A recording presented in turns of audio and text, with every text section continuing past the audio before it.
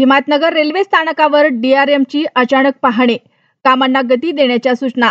नांदेड विभागाचे डीआरएम प्रदीप कांबळे यांनी गुरुवारी सकाळी अचानक हिमायतनगर रेल्वे स्थानकावर भेट देत पाहणी केली।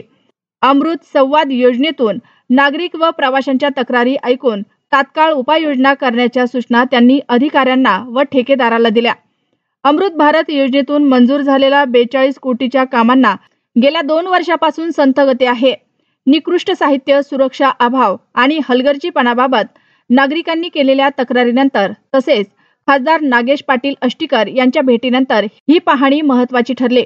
दरम्यान नागरिकांनी डीआरएम यांच्या समोर पाण्याची व स्वच्छतेची कमतरता, पार्सल सुविधा, वरिष्ठ नागरिक सवलत, सुलभ शौचालय, वेटिंग हॉल, पार्किंग, पोलीस चौकी, डबल ट्रॅक, धनबाद एक्सप्रेस थांबा, तपोवन एक्सप्रेस वाढवणे, अंडरब्रिज, ओव्हरब्रिज दुरुस्ती आदी मुद्दे नागरिकांनी मांडले। नागरिकांच्या मागणीला अनुसरून डीआरएम कांबळे यांनी कामे गुणवत्तापूर्ण आणि वेगाने पूर्ण करण्याच्या सूचना देत स्थानकाचे लोकार्पण येत्या डिसेंबरमध्ये होण्याची शक्यता व्यक्त केली।